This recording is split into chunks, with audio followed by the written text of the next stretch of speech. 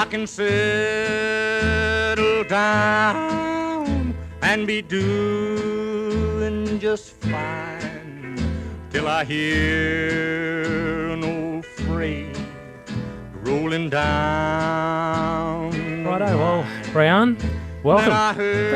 Thanks for joining us in our humble little podcast studio at the back of the house. No, mate, great to be here. Good day to be down here in Torquay. Absolutely. The sun's shining. It's a perfect good to be able to look outside and see it. I've just been in the water, actually. I didn't get in. I normally get in the morning, first thing, but this morning I left it till a bit later, and it was just stunning. You know, I mean, the water's starting to cool down a little bit now. But it's a great time of year to get in the water because there's no one around. Yeah. The water was, on a day like this with the sun out, the water's crystal clear. Yeah. Actually saw a little baby stingray. Oh, yeah. So, nice. Didn't step on him, luckily. But well, it's about, I think, the forecast was going to be about 28 degrees or something today, so it's not warm enough and sunny and still, it's a beautiful day. Stunning. Beautiful. Absolutely beautiful. Yeah. So, welcome to Torquay. It's been a while anyway since we've caught up. It has been we used to knock around the same sort of traps for a while there in the old in days when I was doing a bit of networking in Geelong. Yeah, a bit of fun in BNI back in the day. Yeah, BNI, that's right. A bit of Givers Gain and all that. And, it's. I must admit, I've been in Geelong now for 26 years. And it's quite interesting seeing like the different, just reflecting on the different phases of my life / career. Yeah. You know, and then where people have met along the way. But getting your message on through Instagram the other day, it was like, I'm like, oh, that's right, Scott. Yeah. And then the flashbacks come in all of, the different things that we've done. So well, I've been through a few different changes since then myself. So back then I might even still been doing graphic design possibly back then, and I was maybe just got into the real estate. It was I'm pretty sure it was real estate. Real estate. Yeah. So been sort of 360 since then, full circle, back into the real estate. That did a bit of a deep dive into a passion which turned into a bit of an obsession. So, but anyway, so back in the day, I wanted to get you on really because you've had an interesting career, and as an entrepreneur, a small business owner. So I want to sort of explore entrepreneurship with you as well as your career.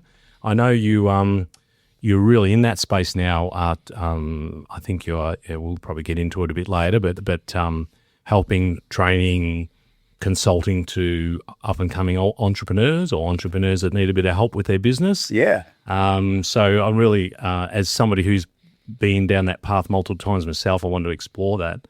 But where does it all start for you? Like, are you Geelong born and bred? Are you No, I was born in Sri Lanka. Yeah, I knew I had Sri Lankan heritage. I wasn't sure if you were born there or here. Yeah, so born in the 80s, grew up there. I was there for 10 years. Yep. So came to Australia when I was 11, and then ultimately grew up in the southeastern suburbs of Melbourne. Okay. So the Dandenong area, for anyone's familiar. Pretty old, yeah. Yeah, so that was fun growing up in sort of a whole new culture / neighborhood / school. So went to a couple of different, like I think I worked out, I changed 4 schools in like a year and a half. Yeah. So from Sri Lanka we went straight to Brisbane. Yeah. Right. I didn't stay long in Brisbane. So and then I came to Melbourne, and there it was in primary school, and then it was like 6 months in primary school, and high school. So you're going into high school,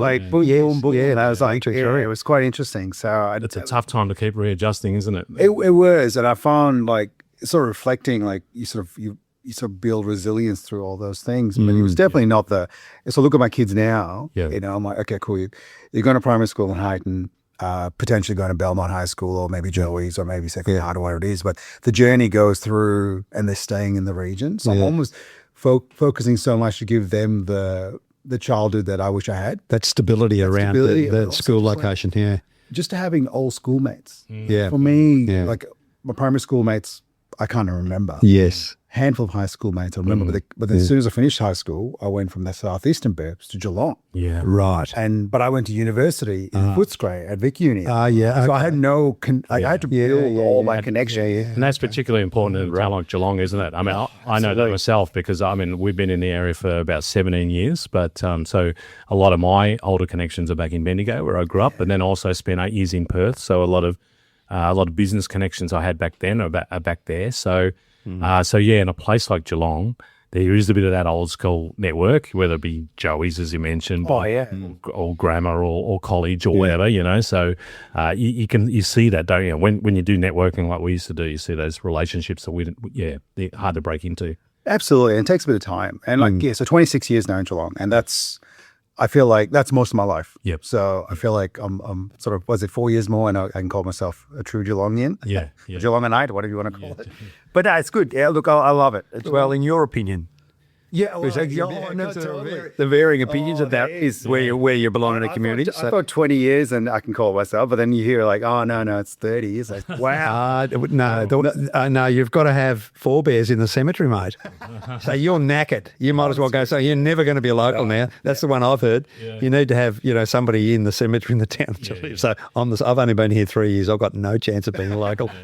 Well, even here in Torquay, we've been here, like I said, 17 years, and unless you were here in the 70s, basically. Yeah, or blow-in. They've had a few blow-ins recently. Yes. Yeah, isn't it? Yeah, even in the time we've been here, it's almost unrecognisable. Like the McDonald's was here by then, but only barely, and it's just gone crazy since then. Yeah, dude. Too many lights, mate. Too many traffic lights on the way here. I did the drive the other day, and I was I was just impatient, and it was when you're impatient, and that's when you catch every single set. It gets worse. Thank Christ, I'm not doing this every day like I used to. But anyway, so when I knew you, you had an IT company. Yes. And I think around that time you sold that company, or it was. Yeah. I mean, sold in quotation marks. A bit of acquisition. So, but ultimately, it was one of those things. Got into IT, started working with a local company called Total Care IT, Andrew Calhoun. Great guy, taught me a lot of things, and it's just still my most. One thing I'm really felt bad about is the fact that I sort of started a company that just went straight into competition against him. And it was just, I was young, I was in my 20s. I'm like, I could do this myself, kind of attitude. And I did. And it was a lot of learning, especially hiring staff and things like that. So I went through a process of growing that business. And that's where I think the Geelong network really, like, you just have to sort of get involved in it, in the Geelong Chamber of Commerce, BNI. That's kind of where we met running the IT company. But then that got to the stage where we were ready to have kids. And I was like, man, this is going to be too hard to handle with a couple of younglings running around as well. Yeah. So I wanted a bit of stability, and that's where, sort of got acquired by Evologic, Chris Davies, and had a really good relationship with him over quite a few years. And it was finally got to the stage where, okay, cool. He's always put the offer on the table, which is really good. It's like, Reyan, if you ever want to like do something different, come join us, let me know. And literally, I think it was like March 2013, I sort of messaged him saying, Chris, I'm ready. And I think it was 2 weeks later, I was working in their office, everything was signed, and we were under that. And it was just like the biggest like weight off my shoulders of going, okay, cool, I don't have a team around me. And then spent 10 years there. And that's kind of where I realized how important it is to have a team around you to grow a business. So as a solo operator with a few employees, you kind of still, you're the buck stops where you are, and then also you have your own limiting beliefs and things about how you want to grow, but not having someone that's good in sales or good in marketing or finance, you just don't have that depth to try and grow the team. That makes a massive difference. Yes. I think when you mentioned the reason, you mentioned when you started your own business, you looked at what the company that you're working for was doing. I can do that, and I think there's a bit of that when you grow. You can go, well, I can do a bit of bookkeeping, and I can do a bit of marketing, and I can do a bit of HR or whatever, and you can. You just can't necessarily do it very well. No. Over time, you evolve and you learn, and you get a bit wiser in business, and you go, shit, I wish I'd had outsourced that a lot longer or a lot earlier. Done a lot better job of it. And for me, the biggest thing, the one thing I sort of should have done better, or we know that I really learned during the process, was I hired too early. I'm like, oh, cool, I'm just going to get somebody on. Where I should have been spending more time, like just, working harder, getting more time to build up the cash, build up their recurring client base and things like that. Whereas I'm going to put a staff member on. And then that was like such a big expense. And as a small business, you're like, whoa, that's Yeah. I went from earning this much to this much, but not having the work for them to give you the output. So that was probably the biggest, like for me. And I think it's funny, I do these things over the years and I really find that like everything was a lesson. Like just all that was all a lesson. Every step of the way, you're learning something every time. And just, I mean, for me, the one thing I struggle with, and this is something I'm realizing in my 40s, is I need to control what I'm doing. Like, and it's kind of one of this, I'm a bit of a control freak. And like, this is how I'm going to do it. I think that's a common thread in entrepreneurship, isn't it? Yeah. Or small business owners. And that's the thing. So, I mean, that was a little bit of like, when with total care, I was like, I will do this like this way. And that was kind of that mindset. I spent 5 years there and it was kind of one of those things where it's like, okay, cool. And then I had my control and obviously found it was a lot of work and I obviously jumped in a bit too early, but at the same time, even when I worked in Evologic, it was 10 years but still not having I just want to, but yeah, it's interesting. But I think everything's a lesson. Everything's a lesson from just slinging things on eBay back when I was 18 and trying to make extra cash and doing all the different jobs along the way. Everything's been a lesson.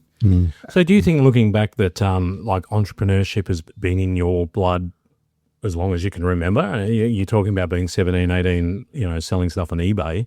Is it something you've always been attracted to or always had a natural inclination towards? Yeah, absolutely. It was the more I reflect on it literally was always, I used to call them side hustles. So no matter what I was doing, I was trying to where else can I get more cash? Back in 2000s and 2001 to 2, so I've been working at Kmart, working at La Paqueta back in the day and things like that. And you're getting money, but you're not getting enough. Like, what else can I do? So it was literally, things like that. Like, I used to work at Blockbuster and I'm like, all these posters, they're all the movie posters back in the day. You just chucked them on eBay. And like literally people would pay $20-$30 for it. So I would, every time one of the new releases ended things, like, all right, cool, posters are going to go in the bin or I'm going to sell them. So it was a bit of that action and, things like I used to bring things down from China, karaoke mics, and then get it for $100 a pop, sell them for $300 and just build cash as much as I can. Because it was one of those things but that was, I think for me, the biggest thing, I think when I was at home, not so much, but I left home when I was 18. And as soon as I left home, I was like, oh man, I've got to make all the cash. I've got to make all the money or there's no money. You're very young, aren't you, at 18? When you look back now, but you're 18, you know nothing, do you, at 18? So that was like, all right. Coming out of a family situation, really. Oh, absolutely. So I think having that safety net, having that safety net pulled away, it's kind of when my entrepreneurship just boom right in.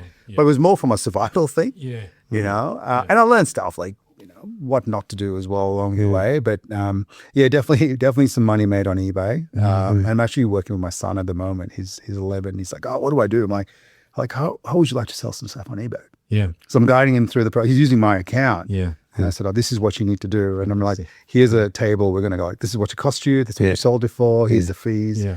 Our daughter's shown a really entrepreneurial spirit in that sense, with Depop. So she, and I want to touch a bit on the technology, but down the track.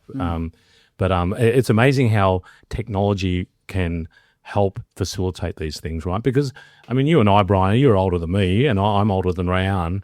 And when I was 18, there's no eBay. There's no internet. But I mean, there was.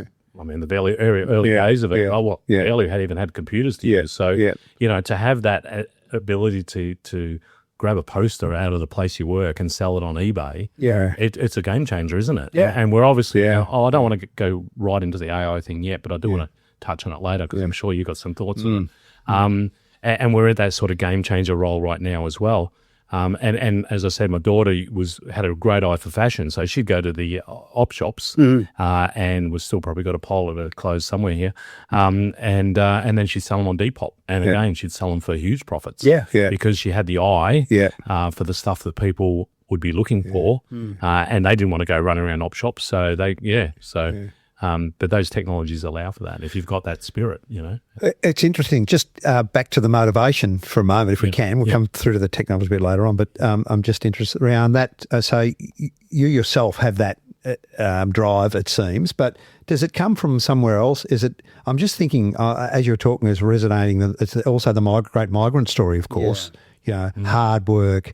You know, this is the great migrant story. It's why we're so fortunate in Australia to have the migrants that we've had over time, because they come and they work their asses off because they can see the opportunity. So I'm not putting words in your mouth. I'm sure that's maybe an element of it. But your family or broader family or other friends, mainly has this come from yourself, innately yourself, this drive, entrepreneurial drive, do you think? No, it's the whole family. It is. So it's family. So it is a bit of the journey for your family. Oh, absolutely. Yes. I mean, for everything I learned from a household point of view, from my dad. Yeah. A lot of stuff that he's done over the years, running businesses and things like that. Yes. He spends a lot of time. He's done a lot. He's even ran his own business. So that was a huge thing, huge experience of going, okay, cool. That's what he can do, and that's what can happen. Yeah. But if I look at even my cousins and my aunties, like back in Sri Lanka, they're just killing it. Just like property or real estate, that's the same thing, real estate and property, same thing.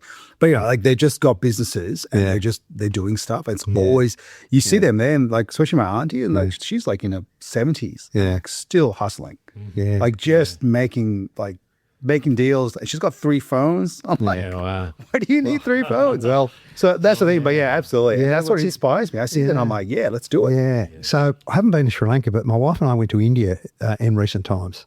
And the bloody entrepreneurial spirit in India, like people, I guess there's no option now, but everyone's got a small business or they're growing something and selling it, you know, as a one-on-one entrepreneur or business person for themselves, you know. So you've either got one of those little narrow-funded shops in one of those huge cities and you're selling, you know, it's chock-a-block full of stuff. I don't know what it is, you know, all sorts of electrical stuff in those little stores. They've all got those. Single person operated, they look like, or family operated stalls, or they're in the fields and they're growing something and they're selling that in the mornings, you know. So that drive, certainly the Indian drive, Sri Lankan's probably, you know, related to that. It's the lack of a safety net. Yes, there's no option. You don't do that. You don't get the dole. You don't get the dole. Yeah. Right? So survival, Just that's it. Survive, I was on youth allowance back in the day. And I hated it. Just for me, I'm like, this free money, I don't want it. I need to earn my money. But over there, absolutely. It's like literally, and you see the ones that just, we need to make things happen. Or you know, to hopefully find a job, or not, you just got to hustle. So it was interesting, slide aside, but my wife was quite anxious about India and I was very keen to go. It took some time. We've travelled a lot of other places, but eventually, in fact, my wife found a luxurious tour on the Ganga, I think they called it, you know, with some extensions, you know. So we did all the sort of tourist high spots. But I also got out to some national parks and got off the beaten track a bit on some buses. So we got there in the end. Di was really concerned about, you know, the poverty and how she'd cope with it, you know, how bad it would look.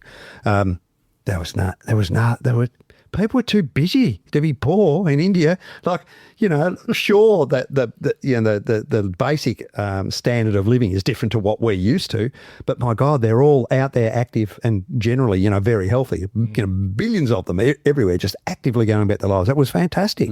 It was fantastic, full of colour, life, and there's a festival every day, isn't there? There's a festival every day in India. Especially India, yes. So, it's interesting. I really felt that entrepreneurial spirit in the Indian culture when I was there very, very strongly. So. Yeah, well, it's interesting you mentioned that lack of a safety net, because you compare often, say, you know, the US sort of mindset and how encouraging it is to, you know, to entrepreneurship and to people building something great for themselves. And then you compare it, say, to Australia, or I think they're feeling that a bit in England, where we get the tall poppy syndrome a bit, right? And then you pop your head up and somebody's ready to cut it off. And of course there are thousands of entrepreneurs in Australia, so it's not impossible. But I think they're probably two of those. That thing that you have the safety net, so plenty of people don't necessarily need. You've got, you know, universal healthcare, and we don't want that to go away. No, but it's just that mindset. Whereas if you don't do well at something, you've always got something to fall back on. So so it's less of a driving force. Advantages and disadvantages, aren't they? You know, but it's not all good. It's not all good to have that safety net. You know, there are costs associated with it too, which that's not all healthy. There's definitely people in society, people in, you know, at different age groups as well. Sure. And it's super valuable. That needs to be. And that's where, that's almost like, you know, we all pay a lot of taxes. But I look at it and go, like, you know, that's me helping people in my side of the family, or my wife's side of the family, because they're getting you know, some sort of healthcare benefits.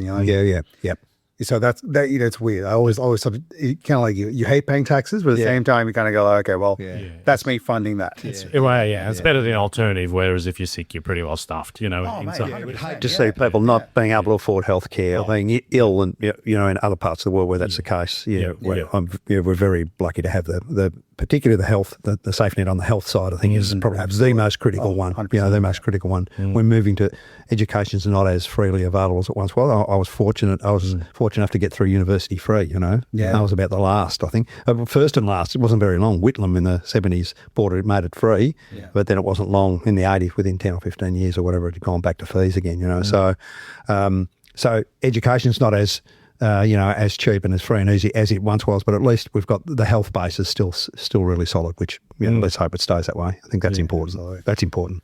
So for you, Reyan, what makes an entrepreneur?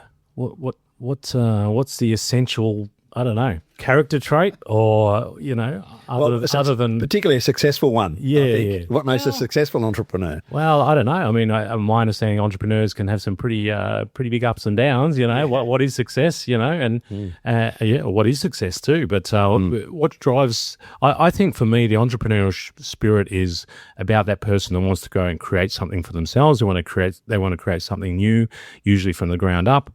And success or failure, or however you define those things, is separate from that. Yeah, okay, I get that. Yeah, so from the motivation, a good or bad entrepreneur, or you get or a determined or not so determined one. But regardless, there's that entrepreneurial spirit. I mean, what do you think that is? You obviously you deal with people like this all the time. You talk to them on your podcast.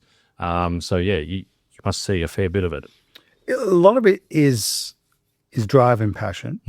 And I'll reflect on sort of my mindset, and I obviously there's things I want to do in life, and those things require income, and more income than you can get on an average job, and that's just what it is. But for me, it's one thing. Everyone's a bit different in what drives them, but for me, like I've got an innate thing where I need to help a certain amount of my family.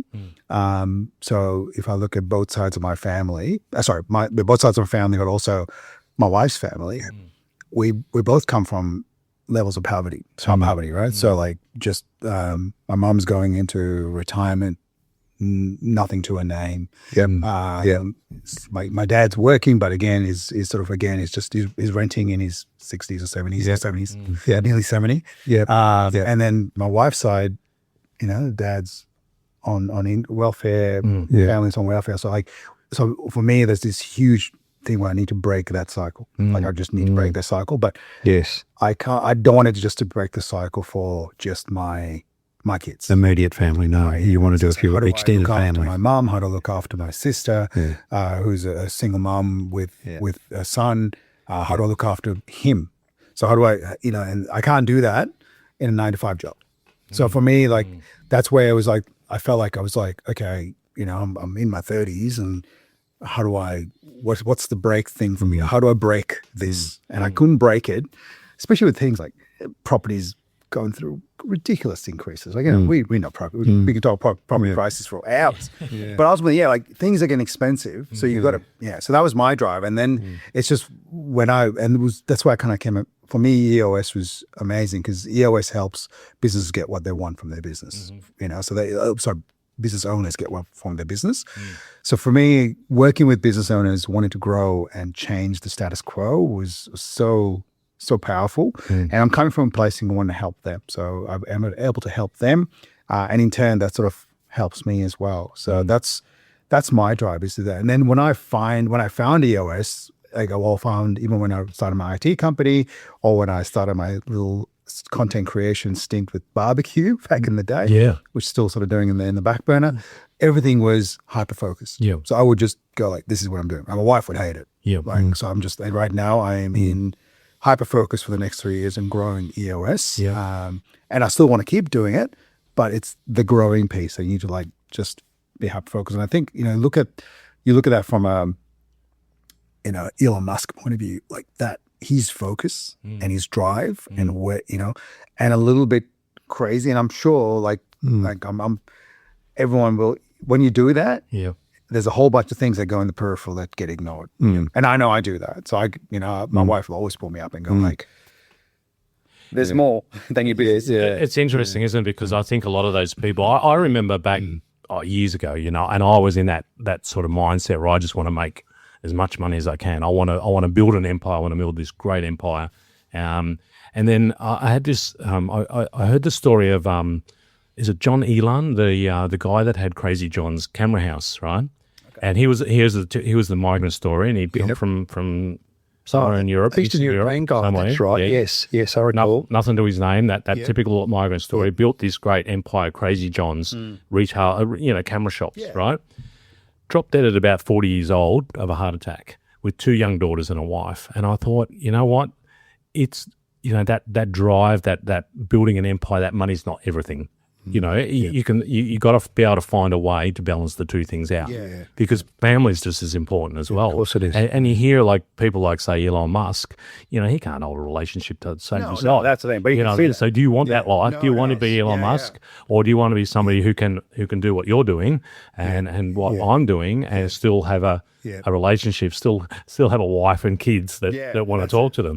Make it both work. Make them both work. And I've been through some pretty tough times in business fairly in the last few years, and it wasn't really until that we came to the end of that my wife and daughter said to me, we thought we were going to lose you for a while because you were so into it, you're so inundated, you're so held down by it all. We just didn't we didn't know how to sort of talk, do I know exactly what you're talking about, because he's on that edge as well with his family, I can tell. It's about finding that balance, isn't it? About being hyper-focused, about really putting everything into building a business, but also somehow maintaining the relationships with the people who are important to you. Oh, absolutely. And that's, and I've been caught out multiple times over the last couple of years. I've been doing EOS now for 2.5 years. And when you're running a business and working for someone completely different, like when you're trying to grow a business, it's you and it's all your effort. And especially with me, with what I'm doing with EOS, it is very much my effort to grow my practice. And it's one of those things that it encompasses you way more than it should. Thankfully, like I do get pulled up quite often by my wife, and that's she reminds me like, oh, by the way, we got to do, there's other things to worry about. There's school and there's, but I mean, but what EOS, the benefit of what I'm doing right now is it's not a full-time thing. So the way EOS works is I have, 5 to 6 session days with a client where I work on their strategy and help them grow. But ultimately, and I have, say, anywhere between 10 to 20 clients, but that still gives me half a year of nothing much to do, if that makes sense. But right now I'm in business growth. So that nothing much to do is kind of just business growth. Right? So that's me doing the podcast, trying to speak to many people as I can. That's me organizing networking events with a Sri Lankan business community in Melbourne, going to many network events, Geelong Chamber Board, doing some stuff from a mentoring point of view in the IT space as well. So doing more right now, but I know for me, I have an upper cap of like, okay, I want to do this for another 3 years.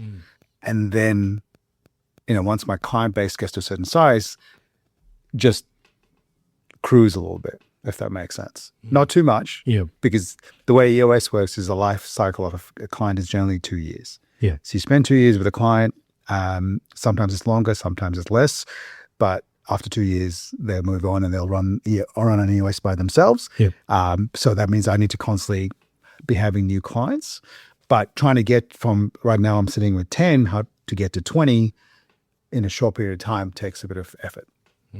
Reyan, you look very well. You look healthy and fit. You're active. You're passionate, obviously. Do you sleep much? Do you do anything to keep physically fit? You look to be in pretty good physical shape for somebody who's working as hard as you have and are. I guess one thing I've done in the last 3 months. Actually, thank you. I actually appreciate that. No, sure. Only because I have been working on it really hard for the last. Please, in that case. No. So I've actually one thing I've done is working on my my diet immensely. So I've really cut down carbs and sugars. Not not too extreme. So still have family dinner because I found that's the undoing. Yeah. As soon as you go, like, I can't have family dinner. Yeah. Then the diets don't work. Yeah. So right now I take something called Age Mate in the morning, which has some NMN stuff. Google that. Yeah. I won't get into it. Yeah. I probably can't explain it well anyway, but it's a bit of a age thing. Yeah. I'll do intermittent fasting to a certain degree. Yeah. A lot of my lunches are high protein and high vegetable. Yes. So like my lunch today was like broccoli, tomato, cucumber, and Yeah. tuna. Yeah. So watching my diet. Yeah. And the one thing, and this is the one thing that I've been preaching about now since I've been doing it for a couple of months, is I stretch every day. Yeah. Okay. Like, Yeah. and nothing else. Like, So I should listen to my wife with her stretching. oh my Lord. Yeah. I stretch before I play golf. Yeah. But she said, you should be doing that all the time, Brian. Not Yeah. just when you play golf. You should be stretching every morning when you get up. Because I'm 70, so Yeah. I really need to start watching. Start watching my physical shape. Yeah. Um. So I downloaded this app, Just Stretch. It was one of those things where I'm like, I've been sick of going to the car over getting my hip fixed and my side of the back fixed. And I do that every month. So I'm like, I'm done. So I'm going to try this. So it's called Just Stretch. It walks you through it. Yeah. But I spent about 30 minutes stretching. Is it an app? It's an app. Yeah. And It's it's just stretch. called Just Stretch. It's $55. Thank you. Honestly, thank you. it has changed my life. I'll have a look at that. I'll have a look at that. Yeah. Yeah. Yeah, I mean, and again, we're back to the technology. There's some great apps out there, yoga apps, Tai Chi apps, these things that you don't actually have to go to a class, take the time to do that. You can just have the app and you can just run through a 20-minute program every day or whatever it is. And I found even just making sure you touch your toes every day, you know what I mean? Like, or doing something like that. So you don't, because they can just go away from you for so quickly. Literally end of last year, I was getting in and out of bed, like, and I felt like I was 30 years older. Yeah. Because I was like, like everything was hurting. And I was like, I'm like, surely this is not what the 40s should be like. Yes.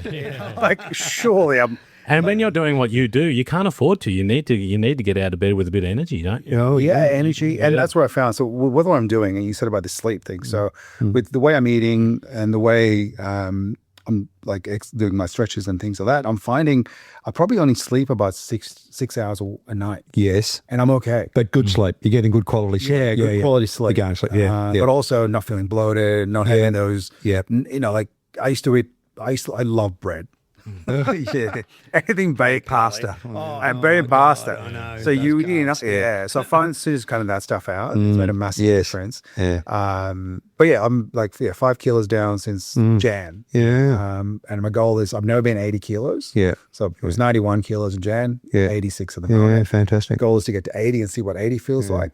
But yeah, like you said, touch your toes. Like that's now I'm like, okay, I'm touching my toes. Simple thing, yeah. But it's amazing how much not having a stomach in the way, someone makes you touch your toes so much easier too. So, but now look, honestly, if I can go back 10 years and say anything to my 30-year-old self, it's like start stretching because they're not the same stretches over and over again. Yeah, right. So it's different stretches. Yeah. Because otherwise your body gets used to just that. Yeah. So this gives you like so many different stretches. You're like, cool. Yeah. Now I can reach back and touch this wall and stretch my chest and all that. Well, I think that's great that you can work that into your really busy work life, that you can do that. Yeah, I find it's a lot in my life. Yeah, some of it's discipline, isn't it? Like the diet stuff, for example. It's just a matter of being really disciplined. It doesn't take any time at all to eat healthily. Well, it really doesn't. No more time to eat healthily. One of my clients, she's on she's been doing for a year, healthy eating. She's cut down a whole lot of things. And I go like, how do you do it? Like the way you guys live your life. Like she goes, Reyan, I changed one thing at a time.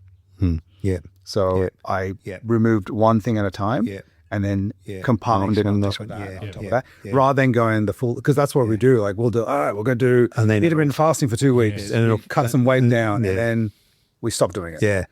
So, and that was the thing. I'm like, of course. One thing. I'll change one thing. One thing, yeah. And then I'll change the next. Then the next thing. Yeah, and that's what I've done. I started, cutting back the carbs. Yeah. Then I started doing the stretching, eating a lot more protein as much as I can. That probably makes a difference. We touched on that with Mary O'Brien. Is that where you're going? No, I was going to go somewhere else. Oh, okay. I can tell by the look of this gentleman, he's looking so fit and jumping out of his skin. He doesn't drink alcohol. But for us, if you have an alcoholic, I don't know whether you do or not, doesn't matter. But alcohol and moderation in our alcoholic intake. Right? We're not alcoholics, but, sometimes you just feel like a glass of wine, and same thing. So my discipline around that at the moment is trying to be just on weekends, we'll just have alcohol and we'll go all week alcohol free, So, and don't be silly on weekends. So, but it takes discipline application, but that's what you need to do. I think one thing at a time, those things that you really enjoy that aren't good for you, you've got to, if you can't get rid of them, at least moderate them, say, well, I'm not going to give it away because I enjoy it, but at least cut it back to something, to a better level. That's a sustainable level, And right now it's hot cross buns. I love hot cross buns. But I'm still having my hot cross buns. So I'll have my hot cross buns. But then because I'm not having any other carbs around the day. It's not so bad. It's a treat. You can enjoy it. It's a treat. And I'm like, oh, this is good. My wife hates it though, because we go out for dinner and stuff, and she's like, what are you having? I'm like, oh, I'll probably just have the schnitzel or like the steak. I'm like, just very boring meals.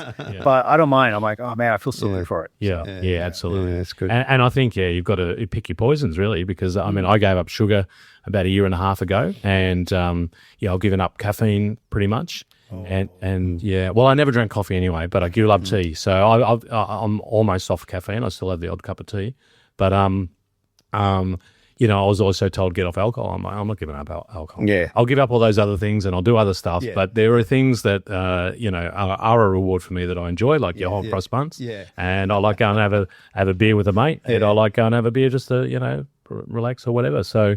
Cut back on the booze. Yep. But don't tell them to give it up. Yeah. unless I'm about to die, then maybe I'll think about it. Well, then maybe if you are, just keep drinking. If you're going to die, just don't stop. Speed it up. Go out with a bang. Yeah. But it's a very essential conversation to have, particularly while we're talking about entrepreneurship, because without that, it makes it very difficult to have the energy to go through those growth stages and to kick something off, and I think even for your brain to work clearly enough to have the ideas. And that's been, I think, what I've noticed the most, like my sort of cognitive ability and my sort of focus has been so much better over the last month or two. Especially in the last month, where I've just started to see that bit, but also just being, I don't know, like cutting back things like, I mean, everyone's like, oh, what are you binging on Netflix at the moment? And I go, nothing. Because that's one thing I got to cut back. So when the kids go to bed and my wife will sit there and like she'll watch something and she'll chill out, and we're in that chill mode. Generally, I'll linger back to the computer and bang out do some work, right? Okay, because when you're doing things like a podcast and you're doing editing and you're doing all these different things, you can work at any different time. So go pick the kids up, spend time with the kids, cook dinner, have dinner. Then you still have time afterwards to catch up on a few things. So my work days are different. But the problem is usually 8 o'clock, I didn't have the energy. So now I have the energy. Now you've got the energy, So I'm like 8, 9, 10, and I'm like, okay, cool. See what's happening. And that's your diet primarily, probably. That's your chemical balance. That's what that is. And I noticed that as soon as I eat, we went somewhere and I had a cake. I'm like, when we go out, I'm like, I'll have some cake. And I noticed this spike. Straight away, I crashed. I'm like, whoa. Yeah. So you notice even more. I notice now more. So, so I'm very careful with like not grabbing too much sweet stuff. Well, the other important link to this, Scott, as well, which I thought where you might have been going, is then your mental health. This stuff is really critical to maintaining good mental health as well, which is something we often talk about on this podcast. That's where I was going with what Mary O'Brien said a few episodes ago about changing things in your life, but not going too silly. For like alcohol was one of the examples. She said for some blokes it works. They'll stop the alcohol and they'll get the realization that it wasn't working for them. But other blokes try and give it up completely, and it doesn't work. You just got to cut back instead. And relates to a whole bunch of different stuff. I mean, for me, you might say, well, go out and jog. I'm not going to go out and jog. No. It's not me. I've never been much of a jogger. I'm not going to the gym. I've never liked gyms. But I get in the ocean every morning, and it has made a massive difference to my life. It's awesome. So, and at first, I didn't think I was ever going to be able to do it. Ange, my wife, was doing it for a while and throughout winter. And I thought, no way. But then I tried it and I became addicted to it and I love it. And it's just a great way to start the day and to really re-energize yourself. But also, have a focus so you got to find the step. Well, yeah, like you. That's helpful. That's very helpful. That's beautiful. That's the biggest difference. Yeah. You know, like same thing. Like I used to love road cycling. I used to like the gym. Yeah. But now that I'm just so busy with family and work, there's no like for me to go like I'm going to go to the gym. That's an hour on top of just going to the gym. Yeah, that's right. Just go there, get there and get back, and put it in.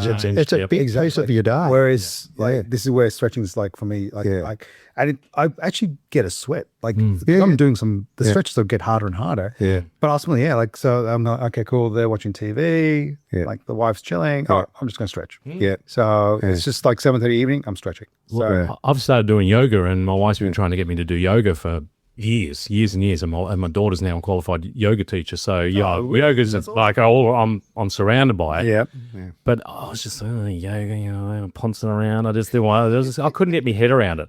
But then I went to a class, a style of yoga, yin yoga, that I really enjoyed. Okay. And now I really enjoy it. And it was a much simpler yoga. It's basically doing stretches, doing poses and holding like 5 minutes at a time. It's the breathing too, isn't it? And it's amazing. It becomes a bit meditative. And even meditation, I don't know if you've ever done any meditation, Reyan. Well, I mean, you hear about, people, whether it be business people or sports people or whoever, they talk about how important meditation is to them. My wife and daughter have been trying to get me to meditate. And it wasn't until we had Peter Haxel on the show and his take on meditation, and you just see it from a different perspective. And it, for me, it was like, I can't still my mind for more than 5 seconds, let alone 5-10 minutes, 20 minutes. Yeah.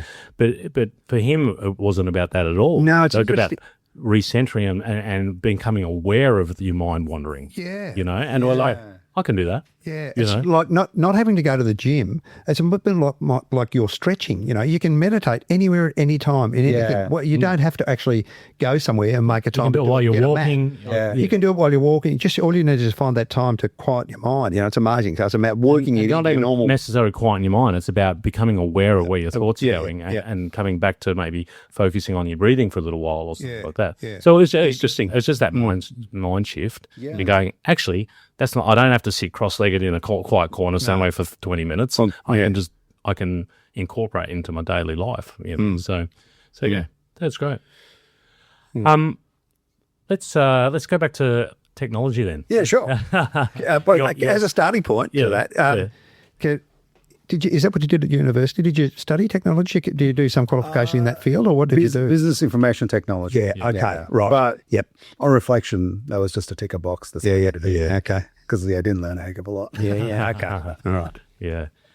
So you're in the technology space, but I guess what I wanted to sort of explore more so was how technology aids entrepreneurship. And, you talked about how when you're 17, 18, you used to, do a side hustle, sell stuff on eBay. I talked about my daughter doing Depop. We're coming to an era where technology can very much aid small business owners and entrepreneurs to scale up a lot more quickly with a lot less cost and resources. Yeah. You're obviously seeing that yourself right now. Absolutely. Yeah. I think there's so much we can do. I mean, as a sole trader, effectively, right? Yeah. It's just myself. I tried an EA. I had an EA for about 2 months. Yeah. And I found it was more work trying to... So executive assistant. Or a VA, whatever it is. Virtual assistant. And I found like I was spending more time trying to give it work to do, right? Yes. And then the more I was working through starting things, like you just use AI to do so much, So I've sort of learned my way around. So we're currently working with a little bit of Copilot with regards to how I manage my own data. And Copilot's not great, I'll be honest. But the beauty of it is that it lives in your ecosystem and your data lives within your ecosystem. Is that the Microsoft one? That's the Microsoft one, So Microsoft Copilot. But I've started working on that and growing that. Obviously a lot of ChatGPT. But I mean, take my podcast, for example, right? So I use an AI tool that allows me, I get my guests to fill in a form, give me some information. I go to their LinkedIn and I take their data and put it into an AI agent and say, hey, create me a speaking plan or a podcast plan, and I read through it, and that's my prep. And my prep time, I used to spend a couple of hours maybe prepping when I was doing podcasts back in the day. Yep. Reading things or listening to things or things like that. But now it's literally like I do that and I'm on prep within 15, 20 minutes and I just read through that. Post-production, for example, as well, boom, it's all AI. So basically I take the audio, I pop it into something called Claude, not Claude, Claude. Okay. So Claude is a meeting recording. It's also a meeting recording unit that I have. Yeah. But it basically takes a podcast and gives me my Spotify subject or descriptions and things like that. But also go, hey, give me the top 10 quotes. Because in my podcast, when I put it up, I always have those like first few quotes. Yeah. So those quotes are just AI picked, and it gives me a timestamp, and I go. I was wondering how you don't have to spend like an hour and a half filtering through the whole thing. Right. Yeah, that's otherwise you wouldn't just do it. Yeah. So I just do that, which is where I'm at right now. now. Yeah. And then Opus Clip, which is an online video clipping unit. So I put the whole video up into Opus Clip, and it just goes and gives me a whole bunch of videos and kind of basically schedules it. I can schedule it from there as well. Yeah. So that, if I think about that, and obviously I got some work with a guy in Upwork that does the editing for me. That saves me so much time and money. To get a professional podcast recorded and cut up, you're looking at maybe $400-500 per podcast. Which if you're just starting out, and knowing how bad the reach can be with some of these things, it's a lot of money. Oh yeah. Lots of tools you can use, and businesses are doing the same thing. So just in regards to how they, especially documenting. So I think the biggest thing I did recently was I used Sintra, which is another AI tool that I use, to literally write out my tender application for COP. So it was 22 different documents I had to create. Right. So if you think about a small business and how much time you don't have, I was able to do that tendering process in like a couple of days. Yeah. Right? Yep. It's just literally like, okay, this is what I need. Yep. Talk to it, tell you what you need, bring in your data. It pulls it all together. So, and I won the tender. Yeah, wow. So, and that like, if someone said, oh, this is what you need to apply for a tender 10 years ago, I'd be like, no, I haven't got the time. Yeah. Yeah. I've applied for tenders back in the day and they're exhausting. Huge resource suckers. I've run tender processes, run lots of government tender processes. It's absolute pain in the ass. I can imagine the advantage that AI would bring to tender processing. Like now, incredible. So I've had my reservations, very serious reservations about AI. I've had some very strong moral objections to it, but I am coming around to it because I'm seeing the massive advantages it can offer a small or solo operator, and it's just too hard to ignore. I think it really is. I think in the end, if you don't embrace it or at least utilize it to a point, to a certain point, you're going to get left behind. You'll lose a competitive advantage, won't you? You will definitely lose a competitive advantage. You'd have to, I think. Yeah. Well, absolutely. Yeah. And, I mean, look, I'm sort of with you through though, Scott, in regard. I mean, I think it works in that small business space well. But as soon as you get to the enterprise level, that's when I think humanity gets forgotten. I think it's very easy to go, we're going to cut 2,000 jobs here because we've got AI to do it. And that's the hard piece. Yeah. Because then what does 2,000 people do? And that's I guess that's what everyone's talking about. Is all start their own small business. Well, that's the thing. Like, not everyone's inclined to do that. Not everyone wants to run their own business, right? No, that's right. Or what's the other joke? Like everyone should be a plumber. But not everyone wants to be a plumber or have the physical ability to do it. Yeah, how many toilets need fixing? Exactly. And how long before that's replaced or whatever. But so I'm sort of with you. But it's hard as a small business to ignore it. And there's so many different tools and it's constantly changing. And I was speaking to like people in the field building things, and I've got a mate who's building a AI phone answering system and sells it to councils, and it's amazing.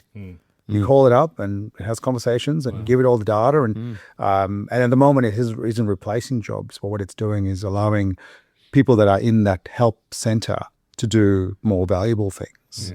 And calls to be answered. So, and that's and the tech he's using and the tech he talks about is next level. Yeah. Like, so he's way past all the little tools I've mentioned. And he's like, oh, you should use this round, you should use that. I'm like, all right, I'll give you a call when I'm ready for that and that.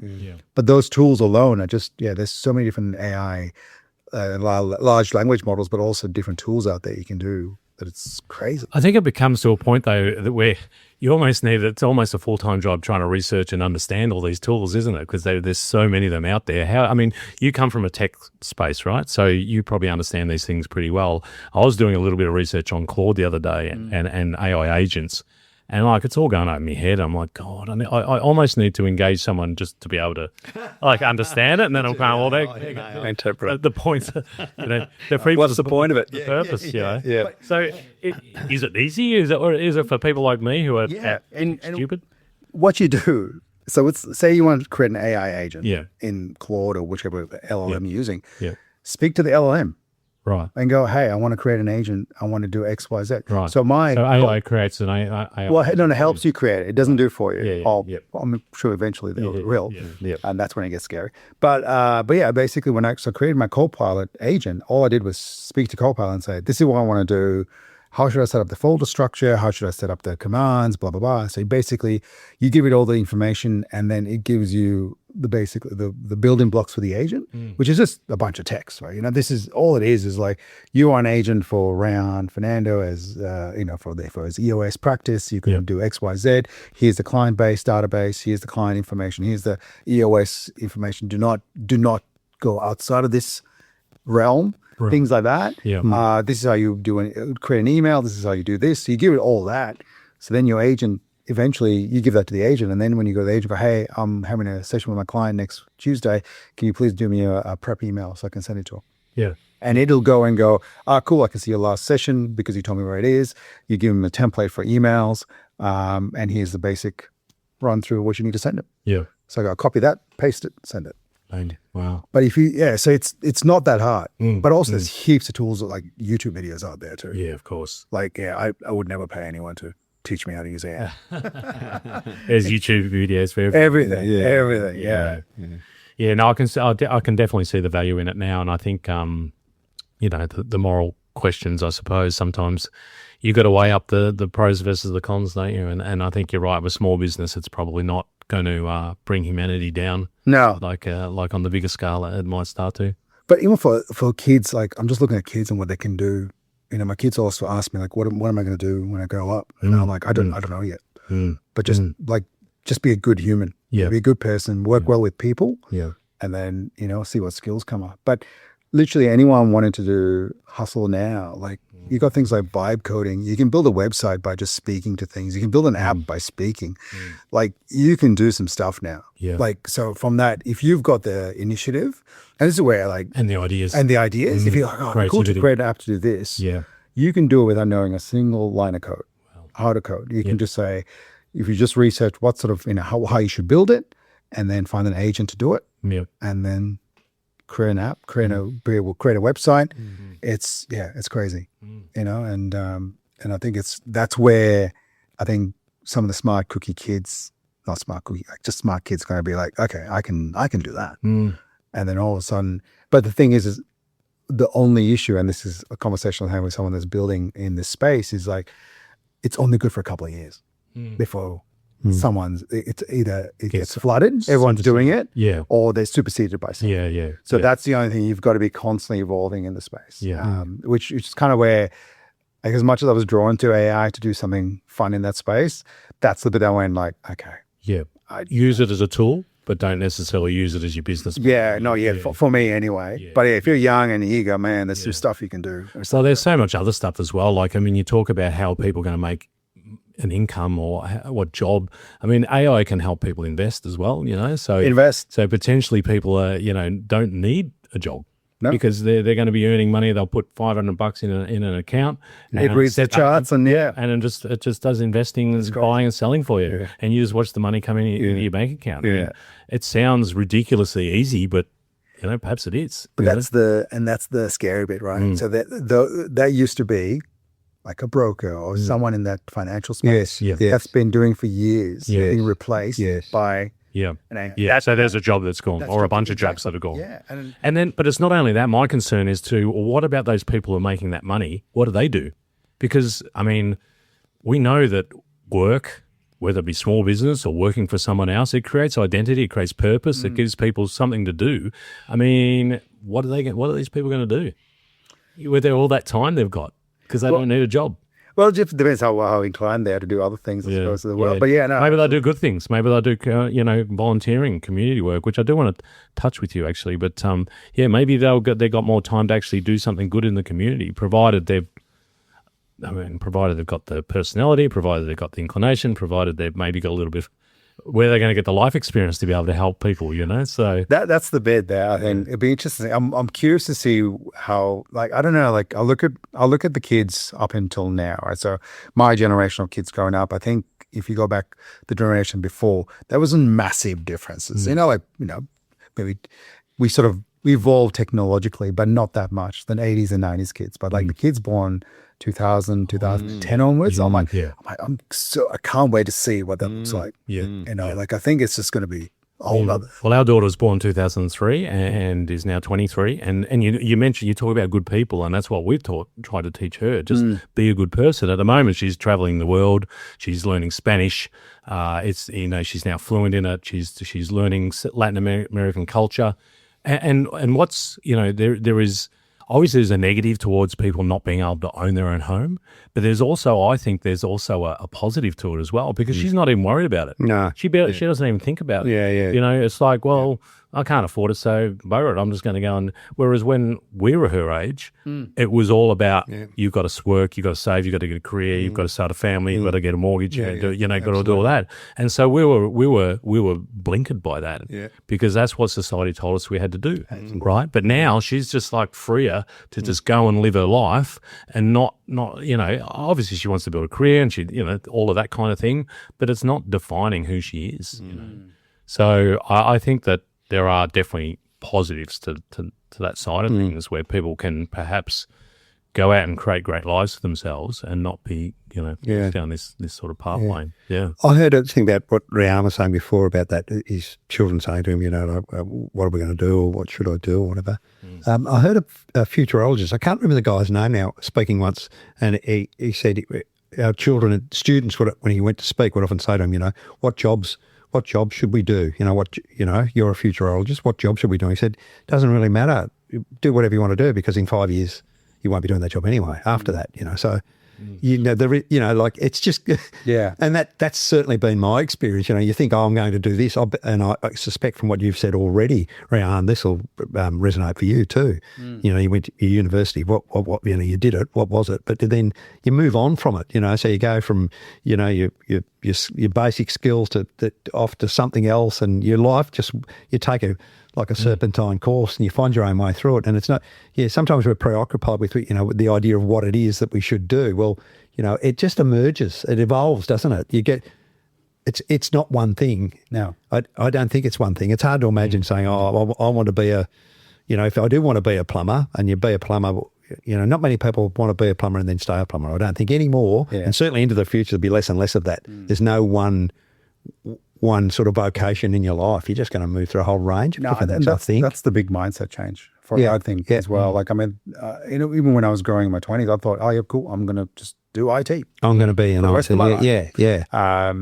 And I think that's the bit where if someone's told me in my 20s that I'll be doing what I'm doing in my 40s, I wouldn't have believed it. You don't know, do you? You don't know. You have no idea. But it's a real sliding dose. If I didn't move to Geelong, so the Geelong move for me was very contentious and didn't go down well with the family and things like that. Because I followed my then girlfriend, now wife, Geelong as a good Christian boy, but not a good Christian boy. But anyway, moving to Geelong. If I didn't move to Geelong and that sliding door didn't happen, I don't know what would happen in the southeastern suburbs. I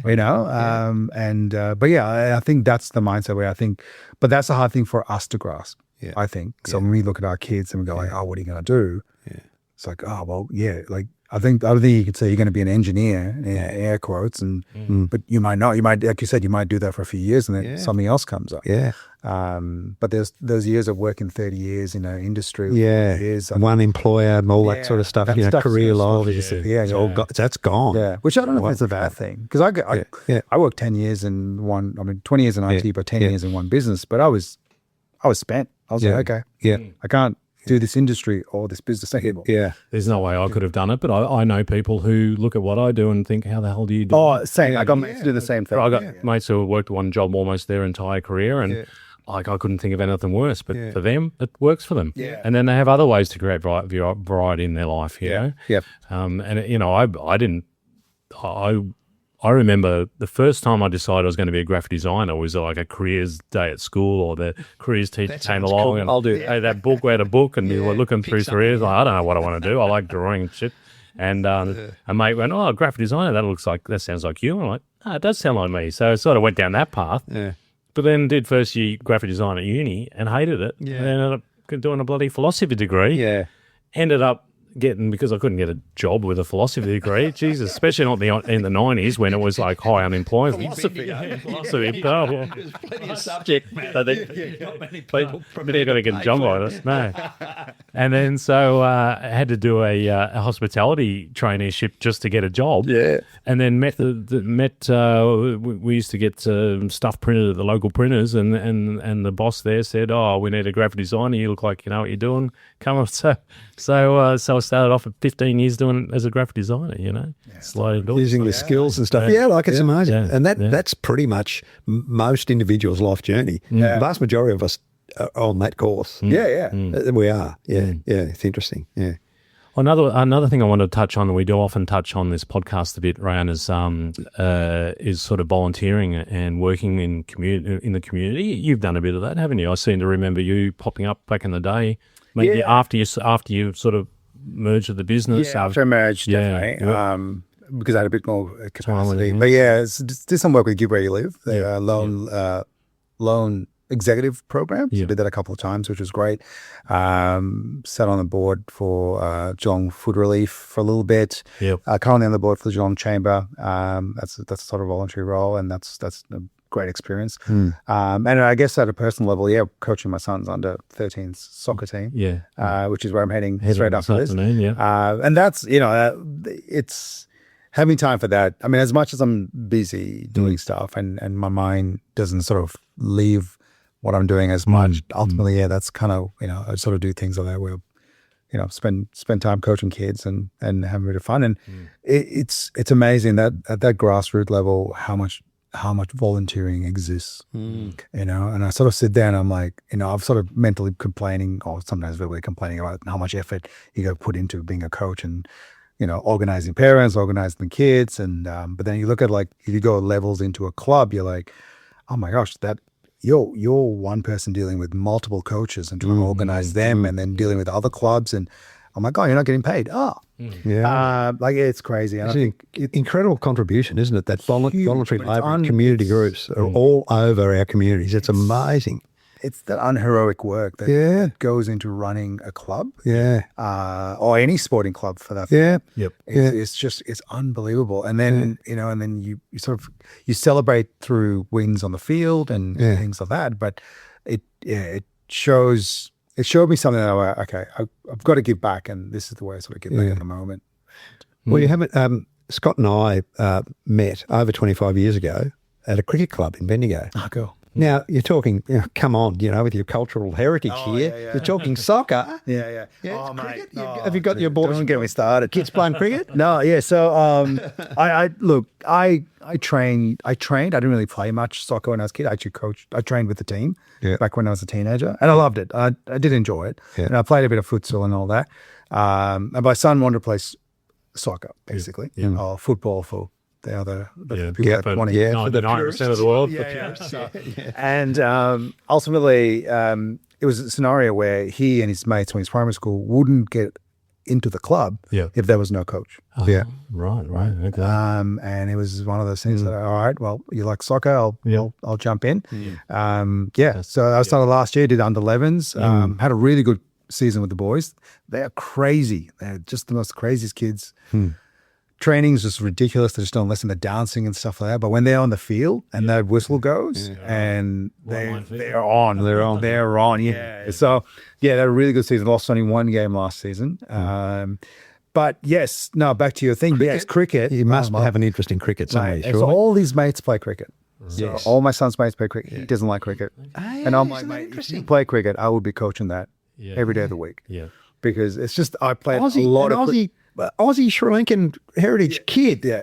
Doesn't like cricket. No, it's too boring. I need to meet that. Well, he's a very strong-willed and interesting young man. No, he is.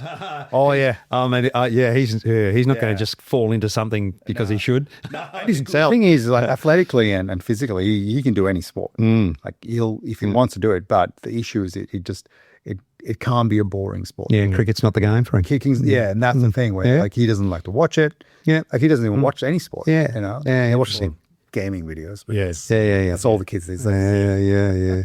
So you did grow up in a cricket-loving household? Or? Oh, absolutely. Oh, mate, absolutely. Like, I think it was the 94, 96 World Cup, Sri Lanka one that we had a fun. Yeah.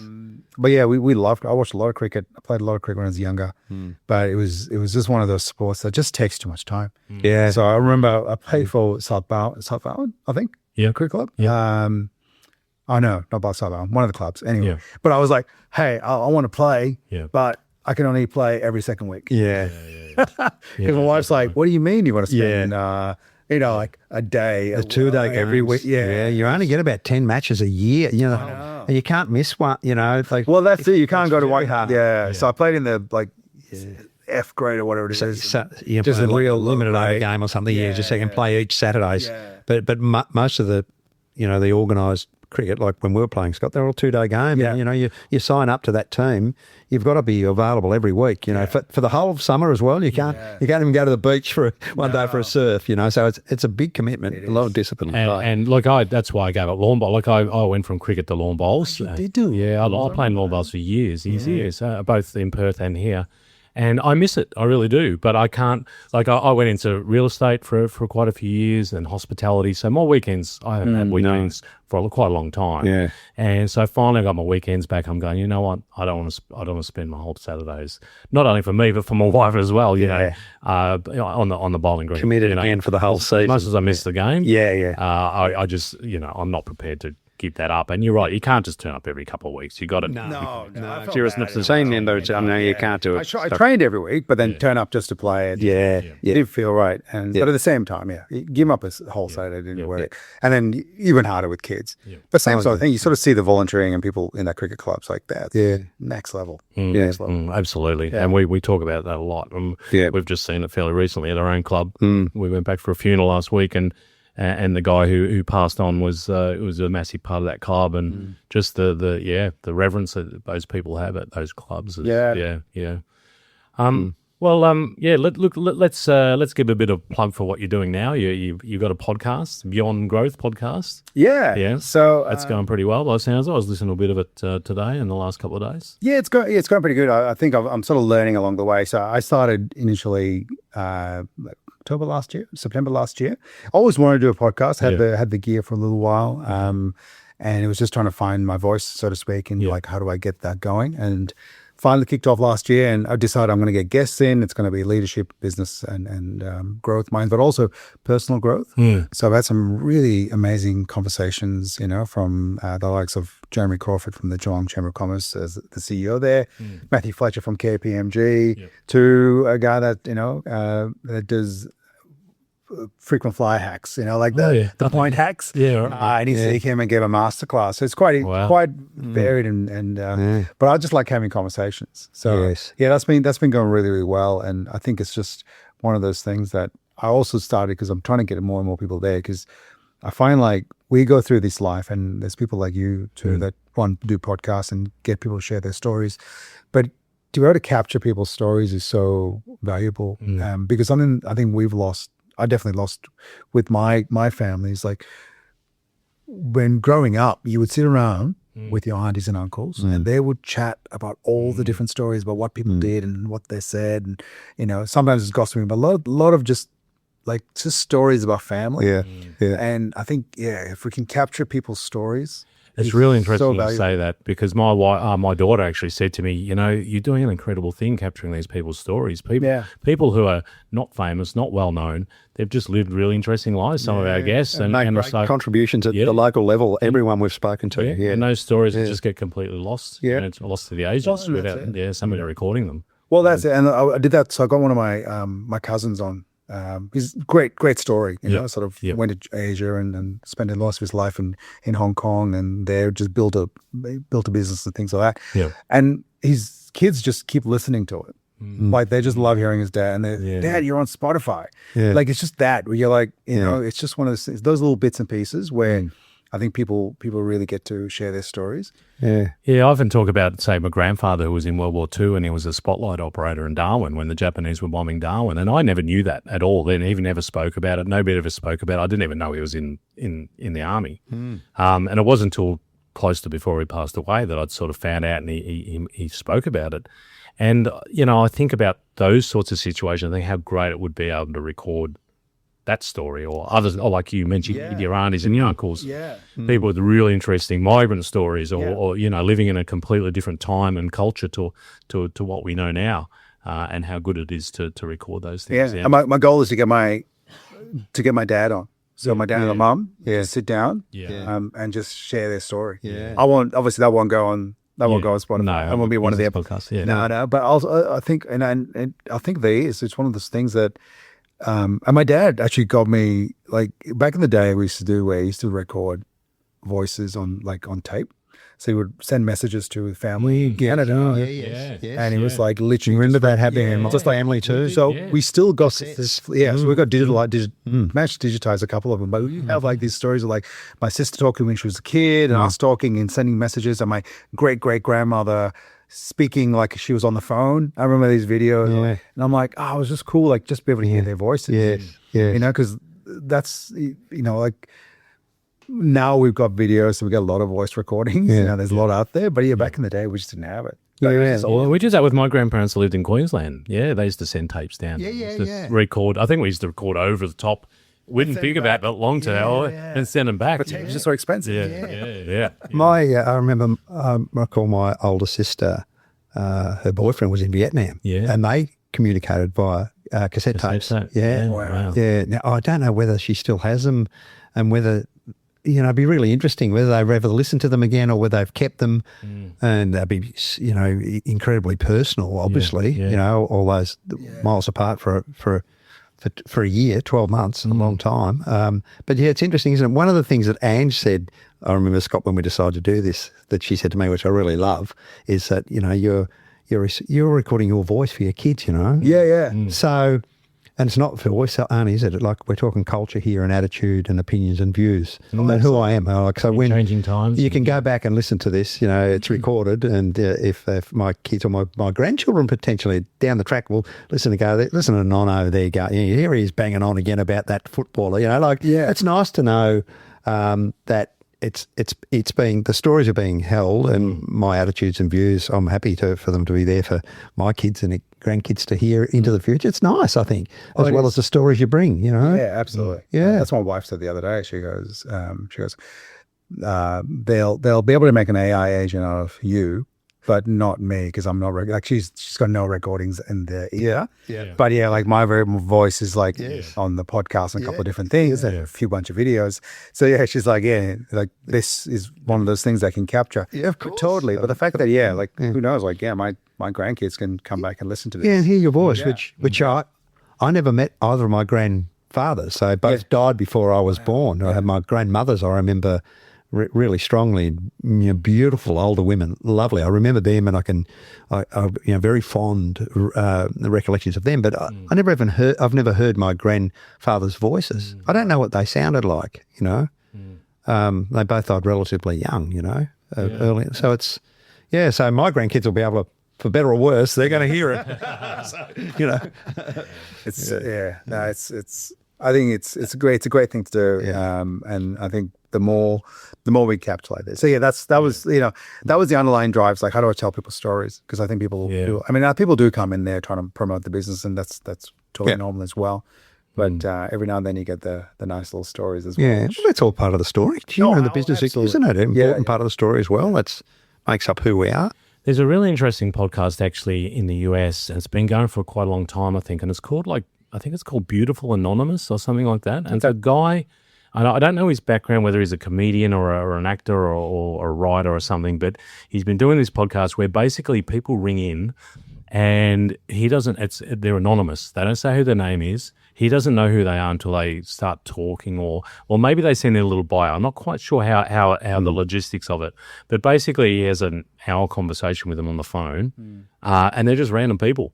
Like completely random people off the street or whatever, telling their story, and so it's a really fascinating concept for a podcast. You know? Yeah, it's like that, a bit of a box pop type thing, you know. Yeah. People talking about whatever's affecting them in their lives. So yeah. Well, what's next? What's next for you then? What's obviously head down, bum up, and just get EOS pumping along. Do you want to just give us a little bit of a elevated pitch on EOS? You mentioned it before. It's entrepreneur operating system. Is that right? Yeah, the entrepreneurial operating system. Yeah. And like I said, so I work with business leaders to help them get what they want in their business. Ultimately, it sort of three things that I work on with businesses is what we say vision, traction, and healthy.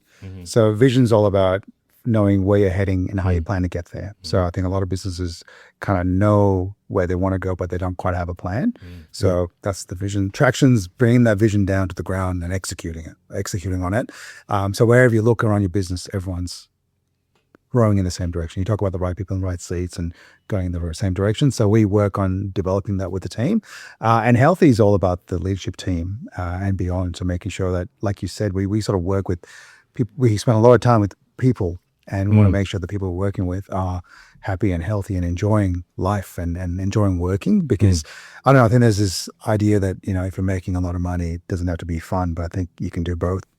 So vision, traction, healthy, that's sort of work with the team, and it's a simple set of tools and disciplines we implement, and I sort of implement through sessions. So do full day sessions. I got one tomorrow in Chadstone, of all places. So that's going to cost me $400 in fuel. Yes. That's another podcast altogether. But yeah, so, and basically we do sessions. It's a full day session. So I bring in accountability and discipline, and I teach them the tools and I coach them through certain things. But ultimately, all the answers are in the room. Yeah. I just kind of bring it out. And then basically start to execute, because I think that's the big thing. There's a lot of people there's strategies that are developed, but the execution gets forgotten. So we work on okay, let's build a strategy, but let's get it done. And if we don't get it done, why? What do we need to fix? I think that is important for a lot of small business owners, solo operators, entrepreneurs. Being accountable to someone is really difficult to put that accountability on yourself when you're so bogged down in the day to day. Oh, it is. And, we set rocks, like the clients will set rocks for a quarter. And I said, all right, these are due next time we meet. So, and it's not, if it's 95% done, it's not done. So we set milestones and we go, okay, cool. Let's go execute. And so between sessions, I don't spend a lot of time with my clients. I'll, a bit of calls and coffees or a couple of meetings, but nothing major. But it's always the sessions where we do heavy lifting. And I love it. And I've been sort of working with 10 different clients at the moment, different industries, handful of techs, but I got a real estate company, I got an accounting firm, I got an insurance firm. It's just one of those things that I love it, because I'll sit there and I'm like learning new things about different industries. And it's just, for me, that's kind of my brain just, I don't like repetition.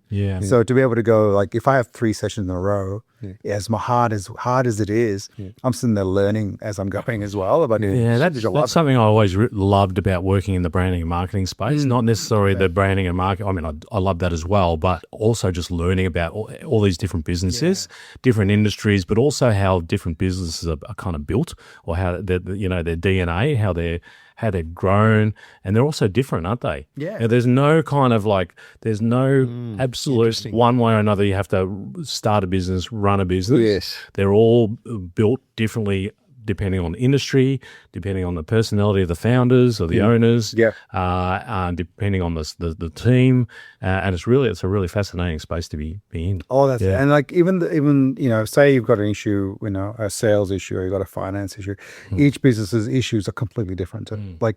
Fundamentally, we haven't got sales, but how to fix it is completely different than what we need to do. So and that's those little intricacies that I really, really enjoy. And so you're going to say? I was just thinking, going through the types of businesses you've got. Don't have a law firm. No, I don't have a law. Don't get. Trust me, don't go anywhere near one, right? I'm actually speaking to one law firm, but anyway. Gratuitous advice for you. Look, I shouldn't say that about Allegedly. our lawyers. No, look, they're really critical, important people, and there's some lovely lawyers around. But that can be difficult. No, I was just going to say, of those 3 tiers you talked about, that the health one. I'm interested in the health one, and then your employees and the engagement there, because I long working life, working for government, then working for myself, and then chairing boards. Over 40 years. So I've seen lots of different interactions and motivations, and that having the critical relationship of the staff being aligned, being able to work together and being aligned to the vision and the purpose of the business. Is the other stuff can just completely crash down around it. And and there's inevitably a difficult individual there somewhere, who's not either can be really disruptive, terribly disruptive and undermine the whole lot, or even just not helpful and drag the chain. And I've seen individuals that, in my view, come into that workplace just to drag their own shit in there. I've seen people come into places, poison. Yeah, I have. Not many, but occasionally people who the only reason they're there is to make just to disrupt others. And it seems to be what motivates them, and it's really difficult as a manager to manage some of that stuff sometimes. So that's a really interesting realm, I think, that about getting all that's challenging, demanding, and really critical. Obviously, those 3 areas you're focusing on. Oh, absolutely, and it's the hardest one to change. But it's the biggest impact. I agree. I guess the way we look at it is we sort of build the core values of a business. So one thing we do, and so the second session is we define the core values of the business. And that we go through a process to define those. And sometimes they might already have some core values, but we'll go through the same process.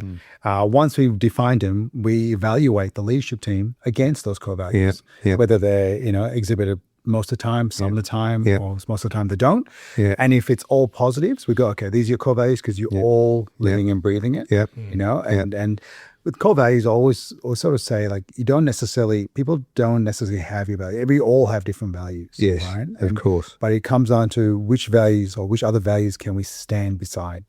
So if you come into a business and you got a core value that's, people first, and you go, I can stand beside that. I can live up to it. But once we get those core values, we then evaluate the whole organization. And we start to coach the team going, hey, these are our core values, and educate them through that. So that's one part of it. So that's the right person. And then we have the right seat. So right person, right seat. And the right seat is, we call it GWC. So get it, want it, capacity. So people need to get it. So they're basically wired to to do this role. They want it, and that's the hardest one. If someone doesn't want it, you can't pay them. You can't. You can't. You can't kick them in the butt or anything to want it. They need to want the job. Not any job. This job. And then have the capacity, and that's not time. That's just the education, the experience. The time in the industry to do this role. So by using right person, which is the core values, and GWC, which is the right seat, bringing them together gives a business to have the right conversations, And then once you have those embedded, you just become really vigilant on how you hire. So you hire and you make sure those core values are at the front of that hiring process, because ultimately, like you said, someone can come in just to mess a business around, or not even intend to, but they just don't want the job, but they just they ruin it, right? So much. And basically, if you go like, okay, you're not exhibiting these values in the first 6 months, you got to move on, And that was the hardest thing we did. So we definitely had a few people that were the wrong people in the company. Great people, but this is not for our business. I was just saying, and it made a massive difference once we went through that process, and then all of a sudden you have like all the right people in the right seats. As a manager and as an owner and a leader. Wow. It's like, you can imagine. All right. I feel uplifted. I never thought of that, because I know. And all the, this sort of. Oh, my God. Just imagine having everybody on board wanting to do that, and but have the capacity to do that role. They want it. Equipped to do it, and they actually want to do that role, the whole lot, and all aligned to the same thing. Yeah. Anyone, Scott, and I've got many friends that have been small business people, and staff and managing staff has been the thing that often has just brought them undone or really made their weeks bad. One person, not turning up or not doing it, just stuff. And it's so frustrating, isn't it? And so costly on the business in every level. When you're focusing, if you're spending your time, and I've had this with a few clients in the past, where they'll spend a couple of quarters worrying about one person. Yeah. Right.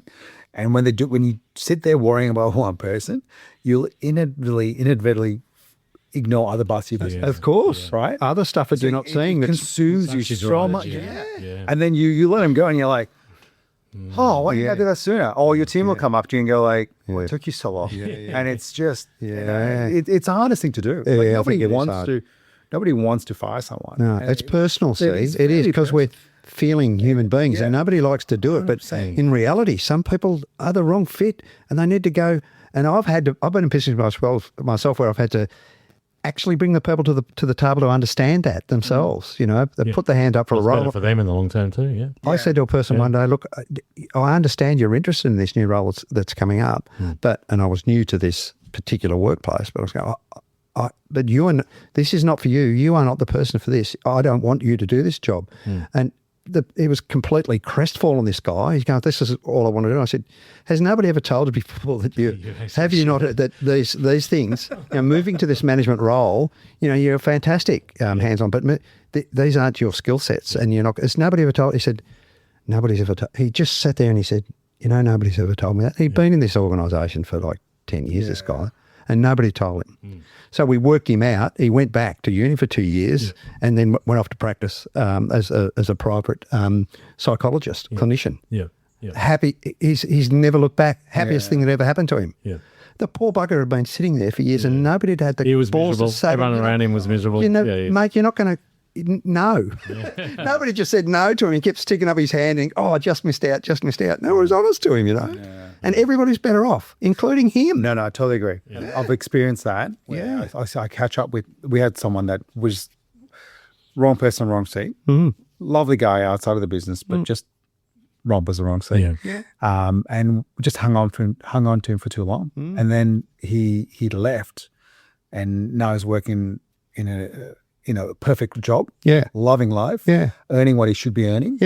And I'm like, I feel guilty because I'm like, man, I should have had that conversation sooner. And you just sort of prolong this. And I know in the moment, and everyone jokes around like, oh, it's 48 hours of pain, blah blah blah. But I mean, I've had to let people go, and it's not 48 hours of pain, and it's a lot to go through yourself as well as what they got to go Absolutely. But then on the other side, you've got this. It's nice. We catch up for dinners and lunches. And it's so good. I'm like, and I love it because I'm like, okay, cool. So I think if you're open to the value of the person's journey and the person's where they need to be as well in their life, like what you do, absolutely. it makes a massive difference. You're there, and at the time it's not great, but there's light at the tunnel. So it's just so important for everyone. And as I said, I think it's, again, it's because we're human and we care. We're not. Maybe this is a space for AI. This might be where AI can really get in. You can really into HR and really just get a message on your phone. Sort things out. No, I'm joking. It wasn't me. It was the robot. It's the interpersonal stuff, which is really, really difficult. It's difficult. But I guess having the tools to have those right conversations is valuable. Yeah, which I can see. I think. Yeah, well, I'm interested in what you're doing. I think your little toolkit there will be of really critical importance to business. I can see that. That'll be very helpful to give them those parameters and frameworks and break that down and then move forward with it. Yeah. So is EOS something you built from the ground up, or is this something you've taken on? To be the local.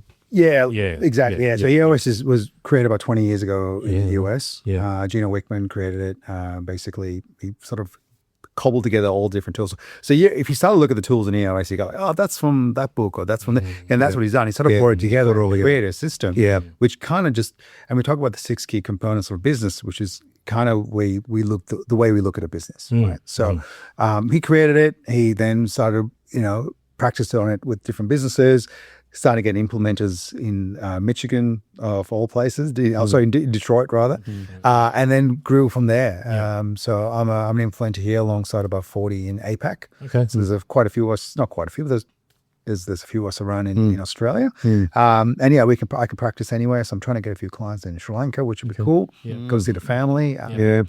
But yeah, and what I guess what I love about it is as you know, I was saying before, I always struggle when it's not my own thing. So as much as this is like I'm a franchisee or I'm a franchise owner, it's still my practice to grow, and I want to grow it. Staying obviously within the guardrails of EOS. I've gone too crazy, but yeah, and I love it because it's still my thing to grow. And how I teach, how I coach, and how I help implement is very different to other implementers. So it comes down to people wanting to work with me. And I must admit, the clients that are working with me, I absolutely love working with them. So I think the ones that don't pick me, I think that's good, because there's plenty to choose from. Cool. It's the right attitude. Absolutely. Fantastic. Well, we probably should let you get on with the life part of your work-life balance and go and coach your son's soccer team, your football team, should I say. And hopefully another successful season like last year when they only lost one game. Hopefully, yes. There's ladders this year too. So ladders and grand final. So last year was kind of play till the end, and then we kind of like just treated the last game like it was the grand final. But now it gets serious. But yes, thank you, Scott. Now it's great to come on and have a chat. It's good to see you again. Yes. And absolutely. And we didn't even touch on the roast. Well, you touched on it very briefly, but the roast meat thing. The barbecue. We have crossed paths since the old BNI days too, because he used to come into Valhalla, and we had some crossovers there. And that's kind of where I cut my teeth with podcasting too. Drinking beer live on Instagram. Well, that's where I cut my teeth on podcasting, because we had Beer Nuts, the podcast. Nice. We was to review a couple of beers and talk a lot of shit in between. But But anyway, good to see you again, and good luck with the EOS and the podcast. All of that. It sounds like it's for me. I guess I feel like all that different experience that's sort of come together over the years sort of has to culminate in something, right? I guess you probably feel like that this is the culmination of all that experience that you've had. Absolutely. As a small business owner, entrepreneur over the years. Yeah, that's it. And what I love about it is I'm still learning. And I think every day I'm learning something. You stop learning, you're dead, I think. Absolutely. Yeah, cool. All right, mate. Good experience. Fantastic. Lovely to meet you. All the best. Thanks very much. Cheers. I love you, baby, but you gotta understand when the Lord